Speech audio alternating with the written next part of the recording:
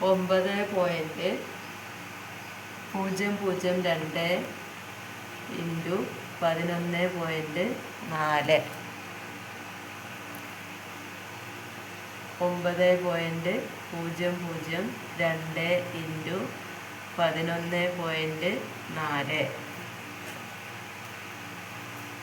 ആദ്യം 4 കൊണ്ട് 4 2 8 4 0 0 4 0 0 4 9 36 ഇനി 1 കൊണ്ട് 1 2 2 1 0 0 1 0 0 1 9 9 ഇനി ഈ 1 കൊണ്ട് 1 2 2 1 0 0 1 0 0 1 9 9 അതായത് ഒറ്റയുടെ സ്ഥാനത്തുള്ള 4 കൊണ്ട് 2നെ 0ങ്ങളെ 9നെ ഗുണിച്ചു.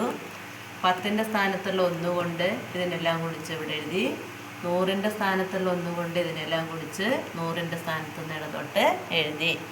ഇനി എല്ലാം കഴിഞ്ഞിട്ടാണ് നമ്മൾ എന്ത് ചെയ്യേണ്ടു? ദശാംശങ്ങൾ എത്ര സ്ഥാനം നീക്കിയിട്ടാണോ ഇടേണ്ടത് നോക്കിയിട്ട് ഇടേണ്ടുള്ളൂ.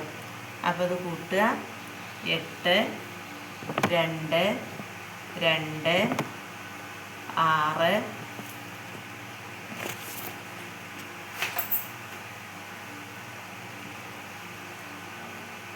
8 2 2 6 3 9 12 2 ബാക്കി 1 9 10 ഇങ്ങനെയാണ് കിട്ടിയിട്ടുള്ളത്. ഇനി ഇതിൽ എത്ര സ്ഥാനം നീക്കിയാണോ നമ്മൾ പോയിൻ്റ് ഇടേണ്ടത് നോക്കാൻ. ഇവിടെ ഒരു സ്ഥാനം പോയിൻ്റിന് ശേഷം ഇവിടെ 3 സ്ഥാനം. അപ്പോൾ 1 2 3 4 സ്ഥാനം നീക്കിയിട്ട് അത് ഇടതുനിന്ന് ഇങ്ങോട്ട് 1 2 3 4. അപ്പോൾ എത്ര കിട്ടുക? 102.628 കിട്ടും.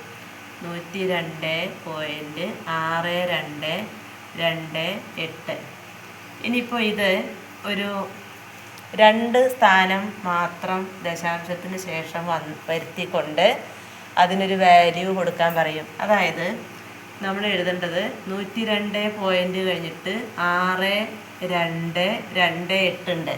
ആ 2 8 ഒഴിവാക്കുകയാണോ വേണ്ടത് അതോ ഈ 2 കൂടെ ഒരെണ്ണം കൂടി കൂട്ടുകയാണോ വേണ്ടത് എന്ന് തീരുമാനിച്ചിട്ടാണ് നമ്മൾ എഴുതുക. ഇപ്പം 102.628 ഈ 6 2ന് ശേഷം വരുന്ന ഈ 2 ഉണ്ടല്ലോ, ഈ 2 5ഓ 5ൽ കൂടുതലോ ആണെങ്കിൽ ഈ 2നെ എന്ത് ചെയ്യും? 3 ആക്കും. അപ്പോൾ എത്ര കിട്ടണം? ശരിക്കും 102.63 എന്ന് കിട്ടും. ഇവിടെ ഈ വരുന്ന സംഖ്യ നമ്മൾ ഒഴിവാക്കി തുടങ്ങുന്ന സംഖ്യ 5ൽ താഴെ ആയതുകൊണ്ട് നമ്മൾ ഇവിടുന്ന് അങ്ങോട്ട് മുഴുവനും ഒഴിവാക്കിയിട്ട് എങ്ങനെ എഴുതുക? ആൻസർ 102.62 എന്ന് ആൻസർ എഴുതുകയാണ് പതിവ്. 102.62